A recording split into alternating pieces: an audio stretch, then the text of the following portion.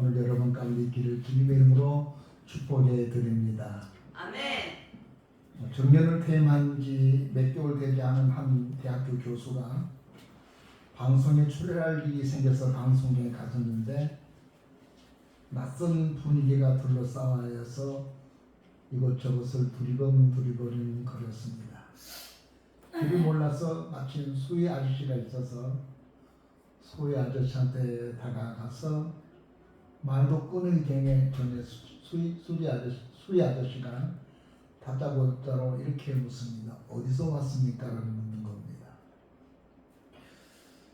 정년퇴직을 하고 보니까 자기가 소속이 없으니까 그 교수님은 너무나 당황해서 이렇게 대답을 했답니다. 집에서 왔어요. 그랬더니 수희 아저씨가 헉헉 웃으면서 아니 어디로 왔느냐고 이렇게 물으면서 길을 안내해 주었다고 합니다. 그런데 또 다른 한 교수는 똑같이 그 방송국에 출연할 일이 있어서 가는데 그 사람이 이렇게 묻더랍니다. 어디서 왔어요? 라고 묻더랍니다. 정년퇴직한 이 교수님은 다시 이렇게 대찬 교수님인데 그 수희에게 이렇게 말했습니다. 어디서 왔느냐고 묻지 말고 어디로 가시냐고 어디를 찾냐고 물어야 되지 않겠습니까? 그렇게 말해서 다음부터는 수희가 어디서 왔냐고 묻지 않고 어디를 찾냐고 묻는 것이 옳구나 라고 하는 것을 깨달았다고 하는 것입니다. 기독교는 어디서 왔으며 어디로 가는 것이 분명한 것이 기독교입니다. 우리가 어디서 온 것도 중요하지만 우리가 어디를 향해서 나아가야 하는 것 이건 매우 중요한 일이라고 생각합니다. 요즘에 교회들이 굉장히 울상이 많죠. 춥고 배고파서가 아니라 되어진 환경 때문에 교회들이 힘들어하고 어려워하게 됩니다. 저와 같이 학교를 다녔고 같이 교회를 세웠습니다. 그런데 하나같이 이게 교회를 폐쇄하고 그렇습니다. 여기도 폐쇄하고 저기도 폐쇄하고 또 우리 교회가 비슷하게 생겨서 교회를 건축해서 목회를 잘했던 분이 나보다 나이는 3살 정도가 더 많은데 교회를 폐쇄를 했어요. 그래서 아니 어떻게 해서 형님 폐쇄를 했습니까? 라고 했더니 그분 하는 얘기 이렇습니다. 자기가 젊었을 때는 젊은 목사, 젊은 집사들, 젊은 권사들, 젊은 성도들이 많았는데 그분들과 함께 한 40년쯤을 지나다 보니까 거반은 다 죽고 그리고 젊은 사람들은 시집가고 장가가고 그러다 보니까 이제 교회는 몇몇 남지 않아서 노인들만 남아서 교회가 합쳐가지고 다른 교회가 되게 만들고 자기는 거기서 나와서 은퇴 생활을 한다고 합니다. 지금이 우리에게 직면한 현실이죠. 깝깝하기도 합니다. 이런 문제를 어떻게 탈피할 것인가. 그러면서 우리는 이 시대의 이 상황 속에서 예수님께서는 무엇을 하고 계실까? 예수님이 안 보인 것 같아요. 예수님께서 안 계신 같은 상황이에요. 부유한 사람들은 잘 되고 착하고 선하게 살려고 하는 사람들은 열심히 사는 사람들에게는 점점 힘들고 어려워진 것 같아서 사람들의 생각에 정말로 하나님이 계실까? 하나님이 계신다면 세상이 이렇게 될 수 있을까? 하는 생각을 갖게 됩니다. 예전에 니체라고 하는 철학자가 있었습니다. 철학자를 가리켜서 사람들은 사신신학이다 이렇게 말하죠. 왜냐하면 니체가 신은 죽었다라고 하는 말 때문에 그렇습니다. 근데 사람들은 니체가 신은 죽었다는 그 말에 앞뒤를 다 잘라먹어 놓고 신은 죽었다는 말만 생각을 하고 니체는 하나님이 죽었다고 말하는 나쁜 철학자라고 이야기하고 있습니다. 근데 사실은 그런 의미가 아니라 악행이 횡행거리고 부지가 춤을 추는데 착하게 살아가는 사람들, 서민들, 그리고 이 가난한 서민 측의 이 보편적인 사람들은 늘 이용만 당한 것 같기 때문에 종교 국가에 있었던 독일의 니체는 신이 살아계시면 이럴 수가 있겠는가 하는 생각을 가지고 철학적인 입장으로 말을 했을 뿐입니다. 우리가 믿음을 갖지 않고 세상을 바라보면 하나님이 살아계시지 않은 것 같은 느낌이 들기도 합니다. 여러분, 바람이 때로는 불지 않은 것 같습니다. 그러나 바람은 한 번도 쉬어본 적이 없어요. 계속 바람은 불었지만 조금 세게 불 때 있고 약하게 불 때 있고 안 분 것 같지만 바람이 분 것처럼 하나님의 역사는 우리의 삶 속에 안 계신 것 같고 안 보일 것 같고 마치 죽은 것 같고 존재하지 않은 것 같은 느낌이 들 때가 우리의 삶 속에 있습니다. 그럴 때 우리는 계속 우리가 예수를 믿어야 돼 말아야 돼 이런 고민을 하게 되어지게 됩니다. 오늘 한 공작 부부가 휴가를 받아서 대서양을 건너 미국으로 여행을 떠나게 되었습니다. 대서양에 건널 때마다 늘 태풍이 많이 불어서 가끔씩 배가 무너지고 엎어지고 그리고 침몰되는 일들이 참 많았답니다. 어느 날 이 공작 부부가 배를 타고 대서양을 건너는데 막 바람이 부는 거예요. 여러분, 배를 타보신 분은 알겠지만 바람이 불면 배가 휘청해질 거예요. 막 겁이 나고 이거 배가 뒤집히는 거 아니야 이런 생각했어요. 저는 시골에서 저희 아버지가 정미소를 해서 저희 집에 배가 하나 있었습니다. 쌍끌이 배가.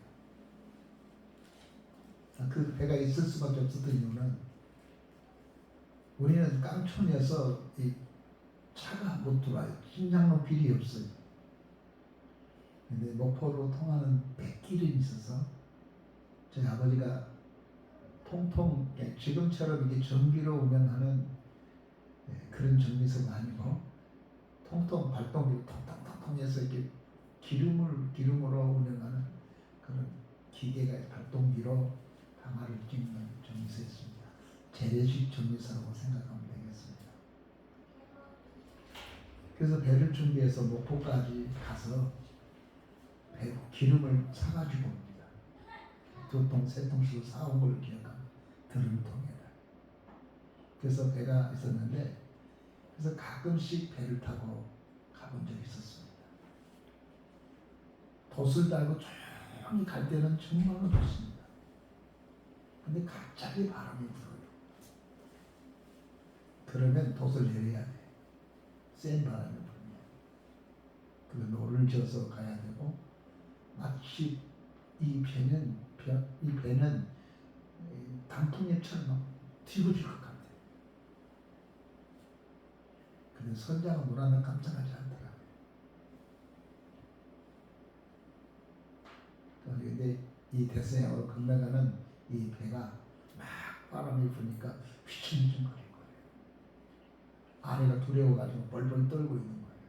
다른 사람들도 이 광경을 체험하고 막 벌벌 떨고 있는 거예요. 막 신나게 기도도 하고. 근데 이 공작은 전혀 겁을 먹지 않고 있는 거예요. 그때 그 아내가 그 공작한테 이렇게 말합니다. 여보, 당신은 무섭지 않아? 이 풍랑 가운데서 당신은 무섭지 않는가 봐. 그랬어. 그랬더니 그 공작 옆에 차고 있는 칼을 쭉 빼내면서 아내의 목에다 쏙 댔습니다. 그러면서 공작은 자기 아내에게 물었습니다. 내가 무섭지 않아? 그랬어요.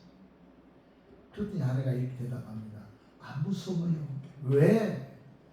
이 칼이 도둑의 손에 잡혀 있으면 무섭고 이 칼이 적군에게 잡혀 있으면 무섭지만 내가 사랑하는 내 남편의 손에 잡혔기 때문에 무섭지 않습니다. 그때 이 공작이 아내한테 말했습니다. 바로 그거예요. 이 풍랑이, 이 파도가 일고의 끝은 사실이지만 이 파도마저도, 이 풍랑마저도 하나님의 손에 있단 말이에요.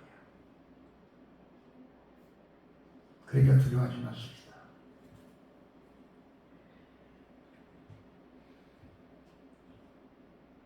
그러나 여러분 현실은 늘 그렇지 않지요. 그게 왜 그렇게 되는가? 오늘 주님께서 읽었던 이 본문의 말씀 여러분 많이 읽어봤을 겁니다. 주님이 제자들한테 꾸짖는 것이 있었는데 그 꾸짖는 이유 중에 하나는 불안해하고 떨고 있는 그 제자들에게 꾸짖는 이유 중에 하나는 제자들이 두려워 떨었기 때문에 그렇습니다. 두려운 상황인데 그런데 왜 주님께서 이렇게 말씀하신다지를 간략하게 말씀을 드리려고 하는데요. 첫째는 우리가 살아가는 이 세상은 내가 예상치도 않은 상황 가운데서 유라갈라 태풍이 몰려온다고 하는 것입니다. 사도행전 23장까지 넘어가 보면 유라갈라 태풍을 로마로 가는 바울에게 덮쳐오게 되지요. 예상치 않았어요. 올 줄 몰랐어요. 오늘 갈릴리 호수에도 유라갈라 태풍이 갑자기 아주 평온했는데 갑자기 밀려오는 갈릴리 호수의 바람. 이 바람이 한번 불면은 이 갈릴리 호수가 확 뒤집어진다. 굉장히 무서운 바람이에요. 그런데 놀라운 것은 거기에 예수님이 타고 있었다는 겁니다. 우리가 생각할 때는 예수님이 타고 있기 때문에 아무 문제가 없을 거라고 생각을 하죠. 그런데 예수님 타고 있는 배인데도 그 배가 출렁출렁 거렸어요. 우리가 착각을 하고 있는데 우리가 교회 안에 있으면 결코 문제가 없을 거라고 생각합니다. 교회는 절대 문제가 없을 거다. 교회는 괜찮을 거다. 아니에요. 이 지상의 교회는 전투하는 교회이기 때문에 마귀의 공격이 수없이 받는 것이 교회예요. 세상은 그렇게 수없이 세상의 폭풍과 파도와 환난이 겹친 것이 교회예요. 세상이에요. 우리가 착각하지 말아야 돼요. 목사님은 시험 없겠다. 목사님은 싸움 안 하겠다. 목사도 싸움해요. 안에 부부싸움하고. 목사도 시험이 있고 목사도 힘들기도 하고 목사님도 와 힘들다 그럴 때 있고 목사도 시험 들어요. 우리 장로님도 그럴 거예요. 우리 사역자들도 봉사도 다 그럴 거예요. 세상은 그런 거예요. 아니 예수께서 내가 세상 끝날까지 항상 너희와 함께 하신다고 했기 때문에 지금 우리 곁에 예수님이 계시거든요. 근데 여전히 문제는 끊어지지 않아. 여전히 아파요. 우리 교인들 중에 지금 많이 아파서 병원에 입원 중에 있는 사람도 있고 집에서 지금 들어오는 사람도 있고 또 골골골한 사람도 있어. 그렇습니다. 그 예수 안 믿는 건 아니에요. 예수 믿어요. 기도 생활하고 있어요. 이게 세상이라는 것을 기억해야 돼요. 마귀는 오는 사자같이 삼킬자를 두루 찾고 있는데 택한 사람이라도 무너뜨리려고 하고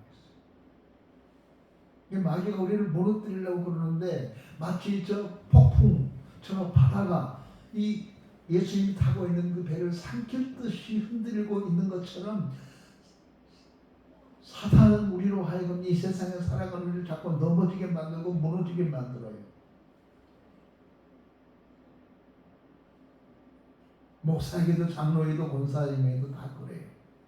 그게 세상이에요. 교회 다니면 없어질 거라고. 여러분 교회를 다녔더니 문제 없어졌던가요? 교회를 다녔더니 안 아팠던 것이 안 아파지던가요?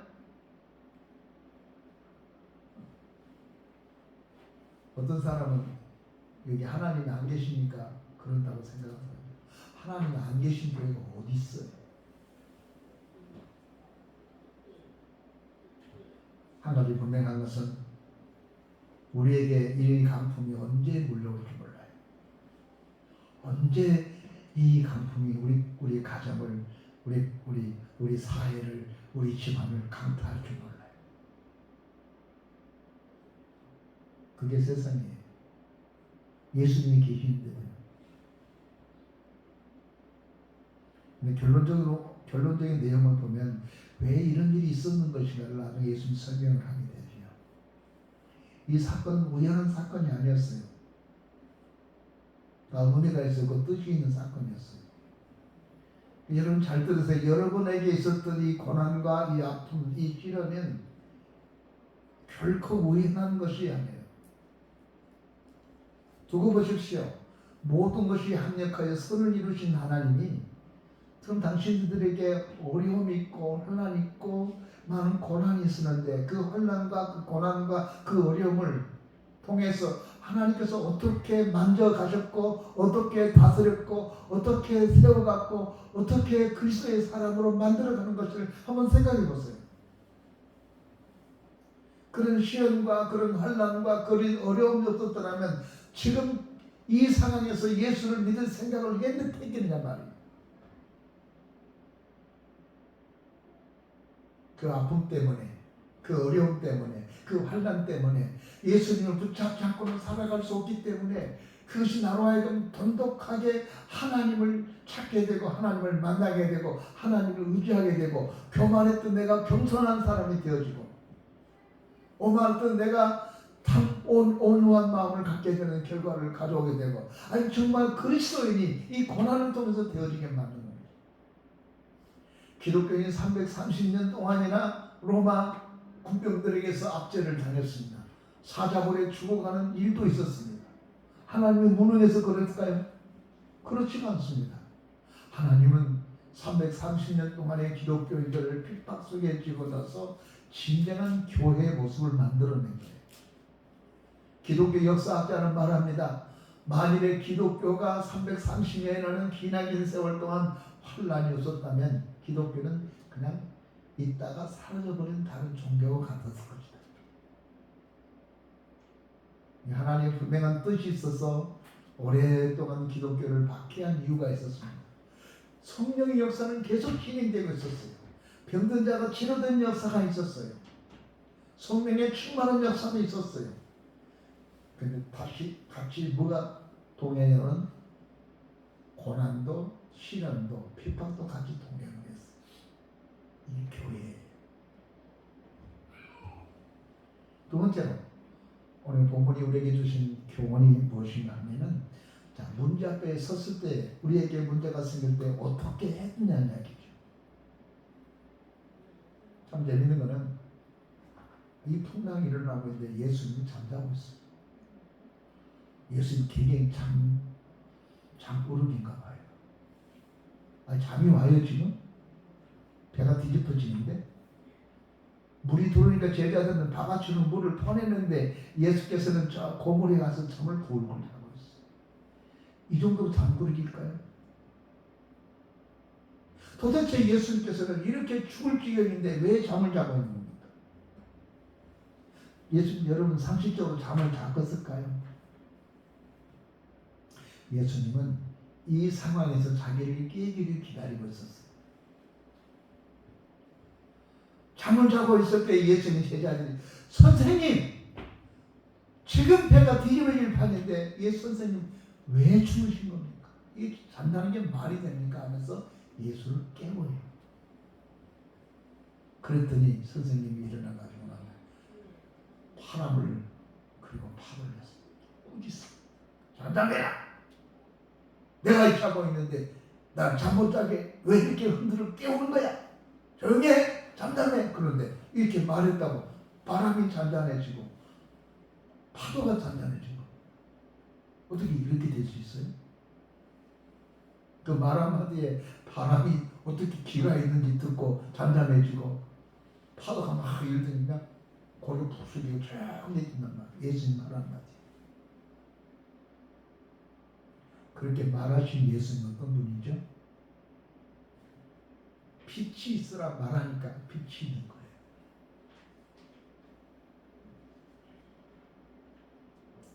물과 육지가 서로 갈라져라 할 때에 육지는 물은 물대로 가고 육지는 육지대로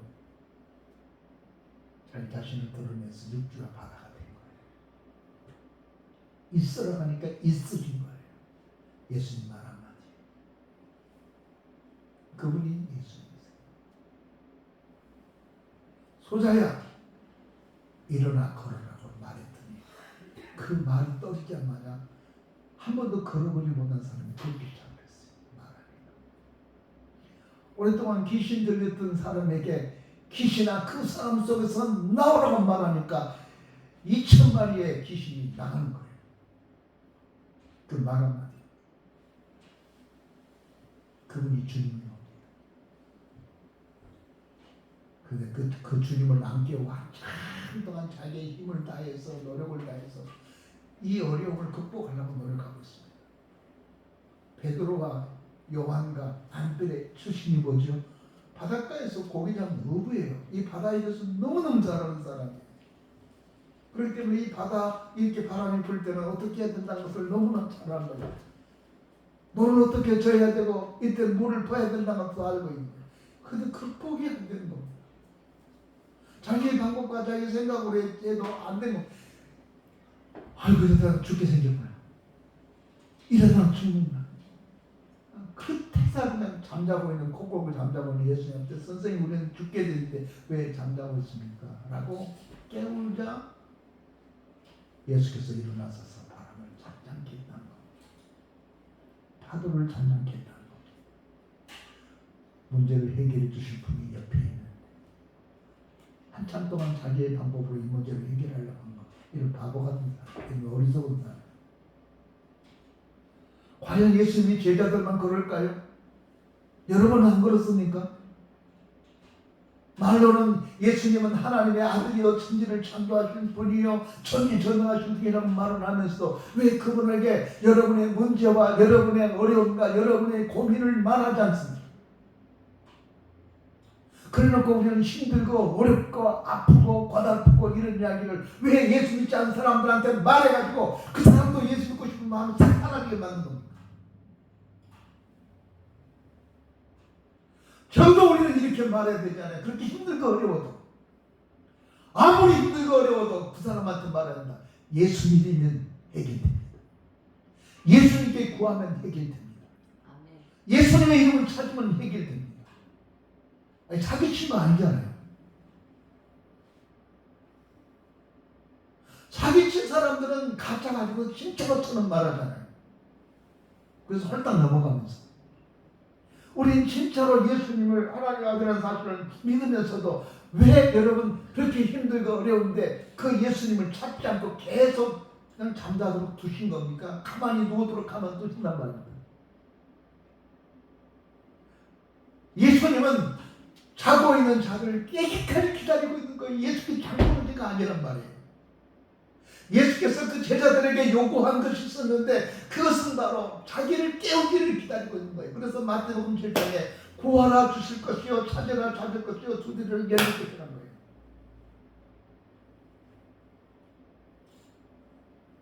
저도 목회하면서 얼마나 힘들고 어려웠으면 20일 금식 기도를 수없이 했겠어요. 40일 다. 힘들고 어려우면 금식 기도 산에 가서 하고 말이에요. 길이 그것밖에 없으니까 그래요. 그래서 목회생활 43년을 이만큼 끌고 가는 거예요. 자가. 우리가 문제가 생겼을 때 가장 우리가 중요한 것은 우리가 문제, 내 경험에 의하면 이 경험이 큰 문제라. 경험이 여러분 독약이라는 걸 기억해야 돼요. 경험. 예전에 모차르트라는 사람이 생활이 어려울 때는 레슨 과외를 했답니다. 근데 과외를 받을 때에 물을 때 절정에 당신 피아노 치는 실력이 어느 정도야라고 물었을 때 저는 센팅입니다. 그러면은 100만 원 받았답니다. 근데 저는 피아노를 6개월을 배웠습니다. 1년을 배웠습니다. 어느 정도 배웠습니다. 그러면은 1000만 원 내려간다. 어떤 데는 500만 원, 1000만 원. 더 많이 배운 사람한테는 더 많이 레슨비를 내려야 된다는 거예요. 태권도 도장에 가면요, 검은 띠는 돈 안 받아요. 하얀 띠나 빨간 띠나 노란 띠나 돈 받지. 근데 아니 나는 지금 꽤 오랫동안 피아노를 쳤는데 이 레슨비를 적게 받을 줄 알았는데 왜 나한테 이렇게 많이 받습니까? 물을 때에 모차르트가 이렇게 말했습니다. 당신이 나한테 배우려 하면 당신이 지금까지 배웠던 것을 버리지 않고서는 나한테 배울 수가 없습니다. 이거를 버리기 위한 작업이 900만 원이에요. 근데 저 사람은 한 번도 쳐보지 않았기 때문에 버릴 게 하나 없어. 그러니까 100만 원. 이게 원래는 100만 원인데 버리는 것이 900만 원이라는 버리기 위한 작업. 세상에 경험이 많아. 이 젊은 사람들은 빨리빨리 변화가 많이 돼. 그리고 해결도 잘하고 고치기도 잘 고치고 돌아가기도 잘 돌았는데 나이가 먹고 세상적인 경험이 많은 사람은 내가 살아봤는데 말이야. 그건 그런 게 아니요. 내가 배경을 봤거든. 베드로와 요한과 안드레는 담배가 거기서 굵었다니까요. 그 자기 방법으로 많이 해보려고 했단 말이에요. 그런데 안 됐잖아요. 결국에 예수님 찾고 선생님 찾고 찾는 중에 한순간에 바람과 바다가 파도가 잔잔히 됐단 말이에요. 이것을 성경은 기록했어. 이것을 마가가 기록했어. 그가 가는 곳마다 우리 선생님께서 이렇게 했다고 하는 것을 전하면서 사람들한테 예수님을 했던 겁니다.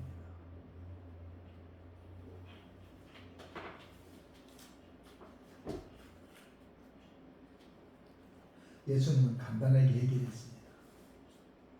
안간힘을 쓰면서 해결하려고 해도 안 됐는데 예수님은 간단하게 했습니다. 바람아 멈춰라. 파도야 멈춰라 라고 하는 순간에 싹 져요. 너무 쉽게 하는 거예요. 너무 쉽게. 우리 막 어렵게 애를 쓰면서 그냥 땀 뻘뻘 흘리면서 이리 뜨고 저리 뜨고 안 되는데 예수님이 너무 쉽게 한 거예요.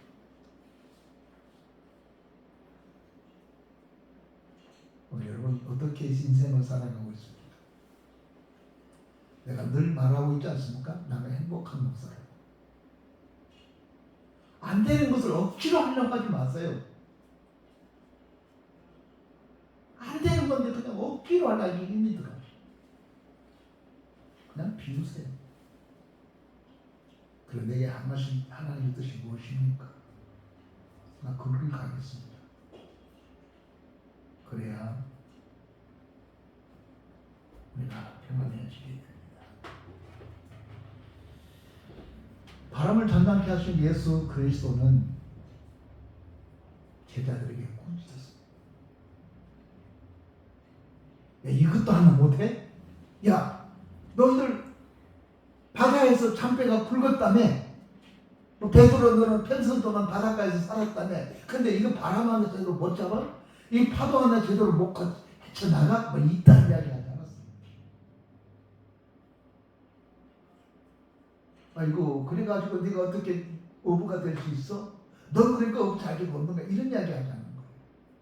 넌 그래서 고기를 못 잡았던 거야. 뭐 이런 이야기 하는 거 아니야. 예수께서 제자들에게 했던 이야기가 무슨 말입니까? 옛 자식들아 믿음이 그렇게 없냐? 예수께서 제자들에게 꾸짖었고 예수께서 제자들에게 요구한 게 뭡니까? 믿음이었습니다. 믿음. 하나님께서 우리들에게 요구하는 것이 여러분의 선한 생활이 아니에요. 여러분의 착한 행동을 요구한 게 아니에요. 예수께서 가장 좋아했던 것은 믿음이에요. 한 백부장이 선생님 나는 내 밑에 쫄병도 있고 내 위에 상관도 있지만 오라가면 오고 가라면 갑니다. 그렇게 주님께서 말씀만 하시면 내 종의 병이 나을 것 같습니다. 말씀만 하세요라고 했더니 예수께서 너무나 좋아서 아마 춤출 것 같았어요. 우와! 이렇게 이스라엘의 사람들 중에서 이렇게 믿음이 좋은 사람 내가 처음 봤다. 그래서 모든 사람에게 이 사람의 믿음을 말하라는 거예요. 이 사람의 착한 행실을 말하는 게 없어요. 이 사람의 믿음을 좋아. 그 믿음이 뭡니까? 예수가 하나님 아들이라는 사실을 믿는 거예요. 그러면 끝나는 거예요. 모든 문제가 예수가 하나님 아들이라는 사실을 못 믿는 것 때문에 우리에게 문제가 생겨진 것 아니겠습니까? 마태복음 7장에서는 주여 주여 하는 자마다 천국에 갈 것이 아니라 하나님의 뜻대로 사는 자가 하나님 나라에 갈 수 있다고 외쳤어요. 그러니까 어떤 사람은 하나님의 뜻이 무엇인지를 잘 이해를 못한 사람은 하나님 뜻대로 살아야 천국 가는 거야, 하나님 뜻대로 살지 못하면 지옥 가는 거야, 하나님 뜻대로 살아야 된다고. 그래가지고 힘쓰고 애썼는데 늘 허무와 늘 고통해. 이렇게 믿어서 천국 갈 수 있을까? 이렇게 믿어서 구원받을 수 있을까? 참 그러니까 예수 믿는 사람이 기쁨이 없으나 기쁨이 없어. 난 늘 거려 말이야. 그 이단들이 기쁨이 없는 거. 그 여러분 요한복음 6장 40절은 이렇게 말하고 있잖아요. 하나님께서 우리에게 행하신 하나님의 뜻은 하나님이 보내신 그 아들을 믿는 것이 하나님의 뜻이라는 거예요. 하나님의 진정한 뜻은 하나님이 보내신 그 아들을 믿는 거예요. 그 아들이 천지천명하다는 것, 그 아들이 메시아라는 사실, 그 아들이 하나님의 아들이라는 사실을 믿는 것, 이것을 성경은 우리들에게 요구하고 있다는 겁니다. 여러분 하나님의 아들 예수가 정말로 여러분이 천지천명하던 예수라는 사실을 믿고 그를 의지하고 살아간다면 아무리 어려웠고 아무리 힘든 앞에서도 괜찮아. 시간이 지나면 끝나는 거야. 다 지나가느니라. 참고 견디자, 기다리자. 마지막 결론을 짓겠습니다. 이것을 지켜보고 있는 예수님의 제자들이 그들이 힘이 두려워하여 서로 말하되 그가 누구기에 바람도 바다도 순종하리라. 누구긴 누구의 하나님 아들. 누구긴 누구예요. 태초에 말씀에 계신 이 말씀이 하나님과 함께 계셔서 세상을 창조했다가 요한복음 1장에 설명하고 있습니다. 창세기 1장에 태초에 하나님이 계시니라. 태초에 하나님이 계시라. 빛이 있으라 명하니 빛이 있었다 라고 한 것이 주님이세요. 오랫동안 예수님 제자들이 예수님 따라다니고 오병이의 기적이 나타나고 병든 자가 치료되고 그러면서도 그걸 지켜보고 그걸 경험하고도 여전히 예수가 누군지 잘 몰랐어. 그래서 도대체 저분이 누구에 어떻게 바람과 파도가 잔잔하게 된 것인가? 이상한데? 뭐야? 누구긴 누구예요? 하나님 아들인데. 아니 그분이 전능하신 엘로힘 하나님이신데. 우리 모든 교우들이 부자가 되라, 성공한 사람 되라, 훌륭한 사람 되라, 이건 당연한 이야기죠. 그러나 말은 하지 않습니다. 그럼 내가 하고 싶은 말은 하나 있습니다. 좀 행복하세요? 하나님은 우리가 행복하기를 원해요. 그 행복은 나를 십자가에서 나를 대신해서 돌아가신 그 예수님, 그분이 나를 사랑해서 주오셨다는 그 예수님, 그 예수가 나의 구세주라는 사실을 믿고 살아가게 된다고 하면, 그 사실을 믿고 살면 이보다 더 행복한 사람이 어디 있겠습니까? 하나님이 나를 사랑한다는 거예요. 얼마만큼 사랑합니까? 당신의 아들을 십자가에 못 박혀 죽여서까지라도 나를 살리려고 했던 하나님의 사랑. 그 새로운 사랑의 단어가 아카페도, 아카페스, 아카토, 아카바나. 생각하면서 여러분 행복하시기 바랍니다. 어렵고 힘든 일 있으면 예시 하지 말고 그렇습니다. 내가 죽겠습니다. 너무너무 힘듭니다. 너무너무 고달픕니다. 너무너무 외롭습니다. 미치고 환장하고 있습니다. 그렇게 하시라고요. 주님을 깨우치라고. 주님 반드시 일어나서서 질병은 떠나가라, 지시나 떠나가라, 가난은 떠나가라, 너희 최고야 떠나라고 말씀하셔서 잔잔하게 만들어서 여러분을 행복한 인생을 살게 할 걸로 믿습니다. 기도하겠습니다. 전능하신 우리 아버지 하나님 감사합니다. 오늘 또 하나님께서 우리를 사랑하여 주셔서 주 앞에 예배드리게 주셔서 감사합니다. 예수님 이름으로 감사 기도드리옵나이다. 아멘. 찬송가 390장 찬송하시면서 준비함으로 예배드리겠습니다.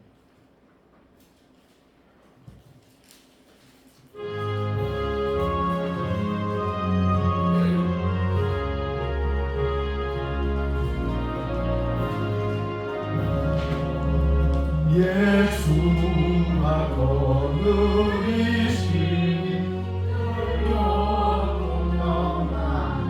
영원하구나 주야의 사고 깨는 것 예수가 거느리시니 주날 항상 돌보시고 날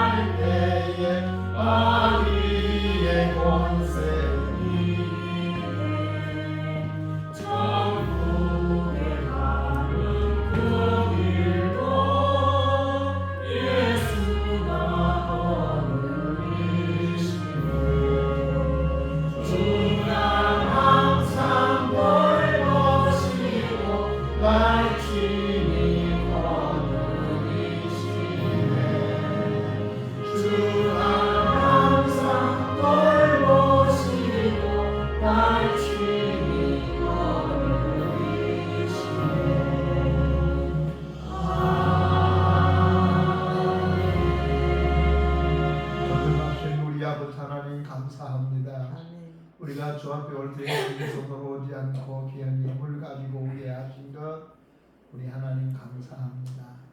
주님이 예물에 축복해 주셔서 바람이 가정들마다 잔잔하게 하시고 가정이 일어나고 있는 풍파도 잔잔케 되어지게 하여 주시옵소서. 믿음의 사람들이 되게 하시고 세상에 속한 사람이 아니라 하나님에 속한 사람으로 살아갈 수 있도록 도와주셔서 꾸먹지 않고 꾸어주는 우리 가족들이 되게 하시고 머리가 되고 꼬리가 되지 않게 하시고 끌려간 자가 아니라 끌고 가는 자가 되어지기를 간절히 바라고 원합니다. 심을 때는 한 톨이지만 거기서 30배, 60배, 100배의 결실이 나온 것처럼 오늘 드리는 손길에 하나님이 축복하셔서 30배, 60배, 100배의 결실을 맺게 하여 주시옵소서. 아멘. 예수님 이름으로 축복하며 기도하옵나이다. 아멘. 교회 앞에 간구 말씀 드리겠습니다. 이번 아침 후에는 돌아가시면서 교회에서 사역자님 전도지를 줄 겁니다. 많이는 주지 않을 거예요. 돌아가면서 지나가면서 전도하면서 나가시기를 바랍니다. 다음 주는 2부 해부에 각기는 올레가 있고 10월달은 영원 구원의 달이라는 것을 기억했으면 좋겠습니다. 내일은 수원로의 정기노래가 송탄 제1교단에서 열려서 제가 참석할 예정입니다.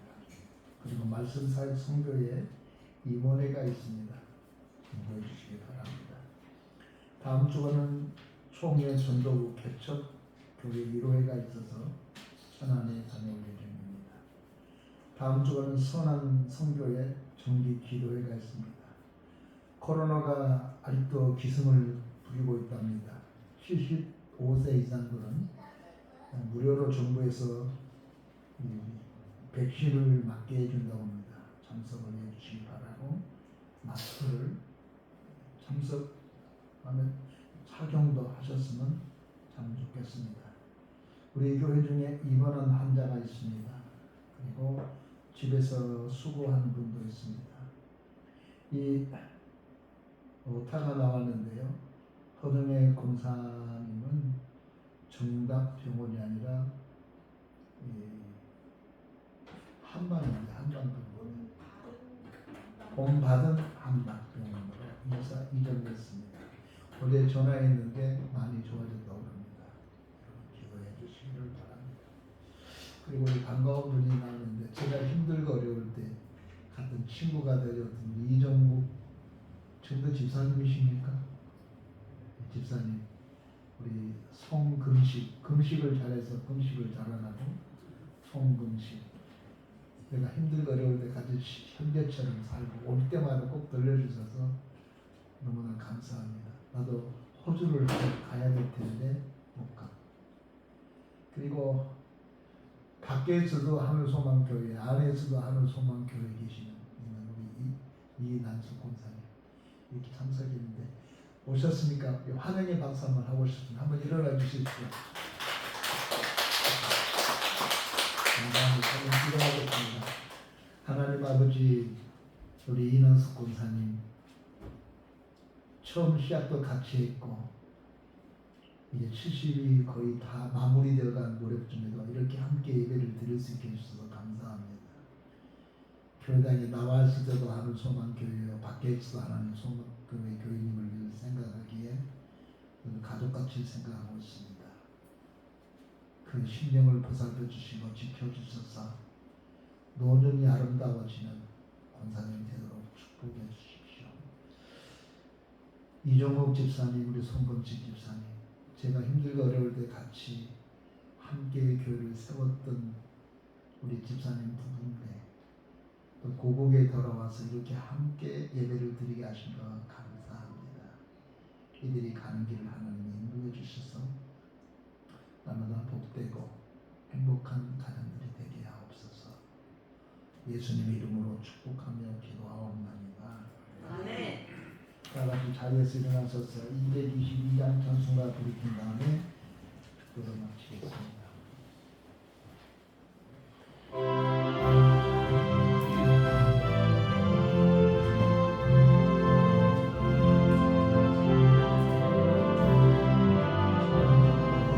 우리 다시 만날 때까지 하나님이 함께 계셔 훈계로서 인도하며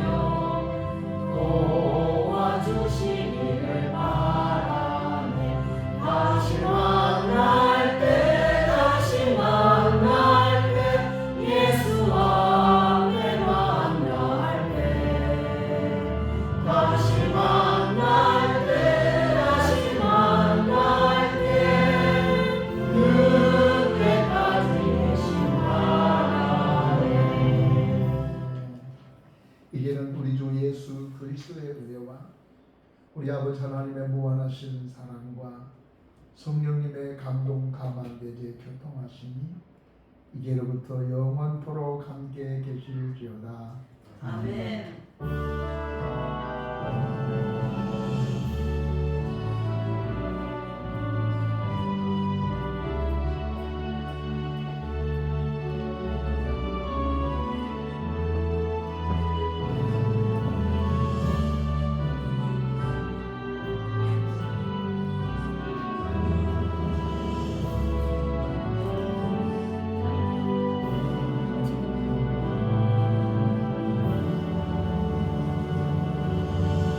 예배를 마쳤습니다. 하나님께 박수 드리겠습니다.